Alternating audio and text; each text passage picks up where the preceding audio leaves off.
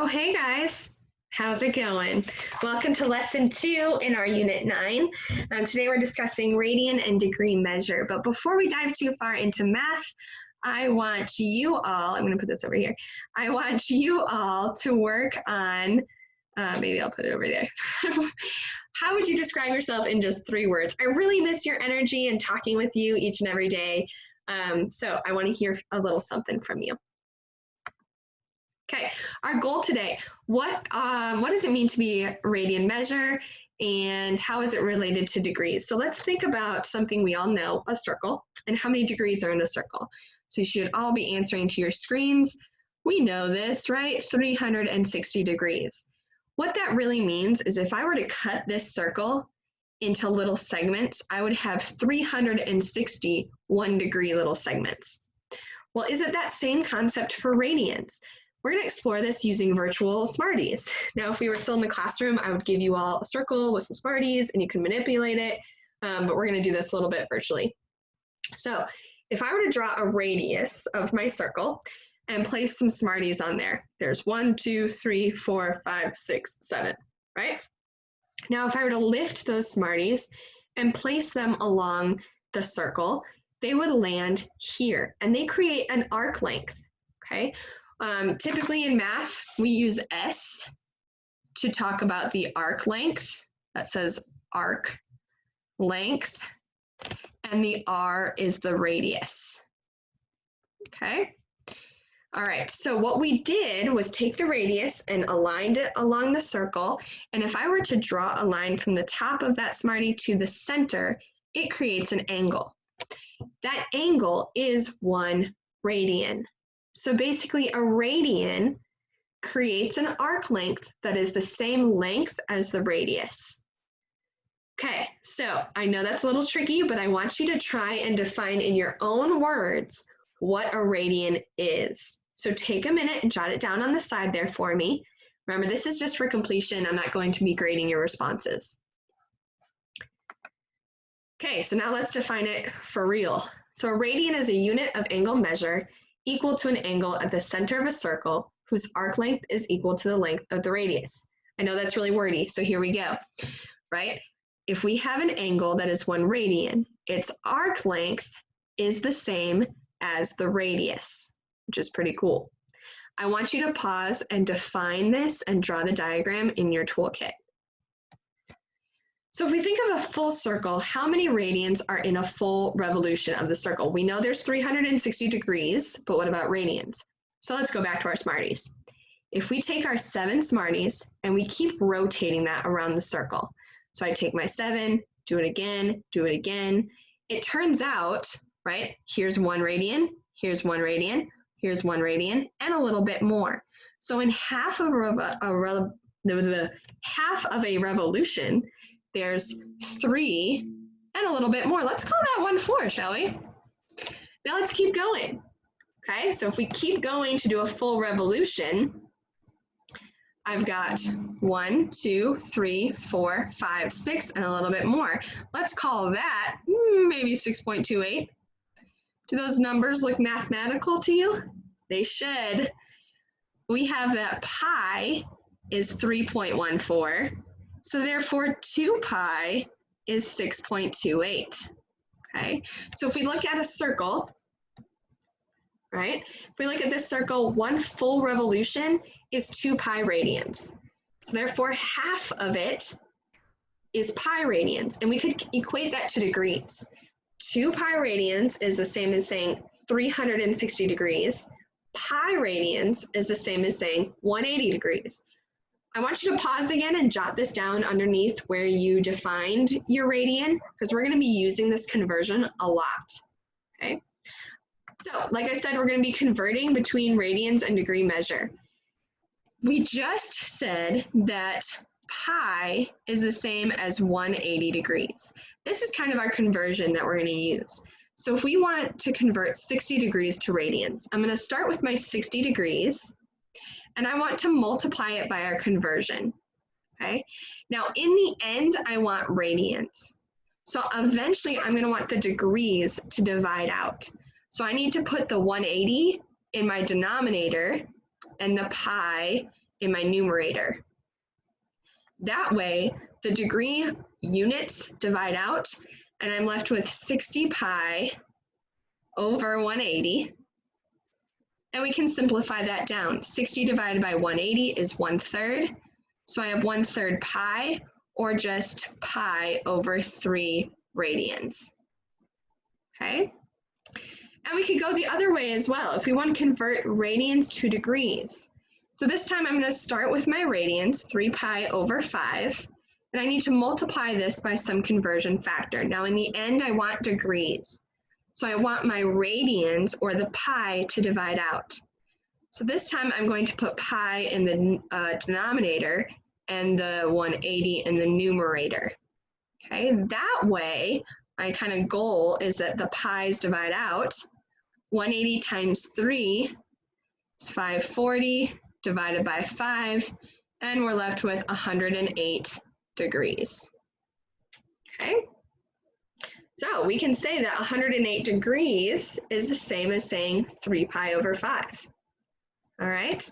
So I want you to take a minute, try these two on your own, and then check yourself. Convert 40 degrees to radians and convert pi over 7 radians to degrees. Okay, so where are these angles? Okay, so let's start with something that we should all know. We know 45 degrees is ish right there. Now, angles, when they're in standard form, have an initial side at the origin, meaning right at 0. And then they're going to move counterclockwise to land on their terminal side. Okay, and the vertex is almost like the center of the circle, right? So 45 degrees, we went from the initial and we ended at the terminal. Now, is there another angle that shares that same terminal side? Let's think about it. We could start at the same side and we could go around again and land there as well, okay? So if we were looking at that blue angle, what is that blue angle's measurement? We could say that 360 plus the 45 would get us to 405 degrees. So if we go around once and then a little bit more, we're still going to land at that angle. Well, we could also go the other direction. If I start at this initial side and I go this way, I still land at the terminal side. I can find this by saying 360 minus 45, which would give me 315 degrees. Now I have to think about this one. I went the other direction, so it needs to be negative. Now there are a ton of different coterminal angles because I could keep adding 360 to find the other angles, okay? So it's time now to define what it means to be a coterminal angle. There are two angles that have the same terminal side, and they can be found by adding or subtracting multiples of 360. So go ahead now and try these three on your own. Now, maybe you had a question on the negative 35, okay? Negative 35, this time, your angle is already positioned in the negative direction. So your two angles could be first going in the positive direction, which could be found by 360 minus 35. Okay, so that's 325. Or if we, I should do that in another color. If we do 360 this way and we add the 35, so 360 plus 35 will get me to 395, but in the negative direction. Okay. Now, if you have questions on the others, feel free to comment on this video with your question or email me separately. Just a little bit more, I promise. What about radians? It's the exact same concept. If we want to find an angle coterminal with pi over 3, we first need to figure out where is pi over 3. Well, if we know that half of a revolution is pi, I'm going to cut that into thirds. Okay, so then there's 3 sections here, right? Now I'm only looking at pi over 3 here. So I'm actually going to erase this one just so we can really focus on what we're looking at. So if we're looking at pi over 3, I want an angle coterminal that has the same initial and the same terminal. So maybe I go around and I end at the same thing. So that would be found by saying pi over 3 plus a full revolution, which is 2 pi over 1. Now I can only add fractions when they have the same denominator, right? That's a pi. So I'm going to convert this to 6 pi over 3. And I'm left with 7 pi over 3. That's one angle that's coterminal. I could also go the other direction, okay? So if I start at my same initial, but I end at my terminal the other direction, that can be found by saying 2 pi over 1 minus pi over 3. Again, we need the same denominator. And I have 5 pi over 3, but I went in the negative direction. Okay? Awesome. So you will be trying some of those on your homework. I'm not going to have you try some right now. But what I want us to focus on now is, what does this all mean? This all relates to the unit circle. Now this word unit basically means that the radius is 1. So I have, if here's my center, if I have 1 here and 1 here, okay? Now let's imagine I have a 60-degree angle. So now we have to think back to what you learned in the first section about special right triangles. If I were to drop this down and make a 90-degree angle, I created a 30, 60, 90.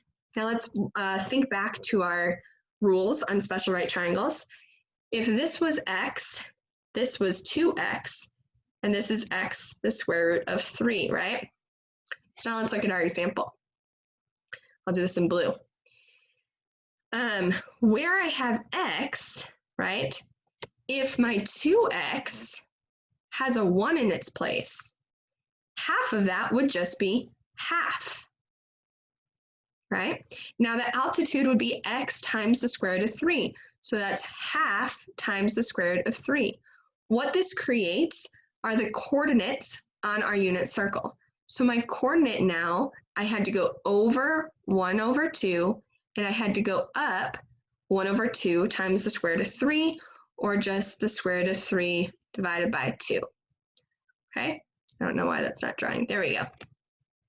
We could continue doing this for our 45, 45, 90, and we could be continuing this for our radians as well, and applying the same concept. What this creates is our beautiful, wonderful unit circle.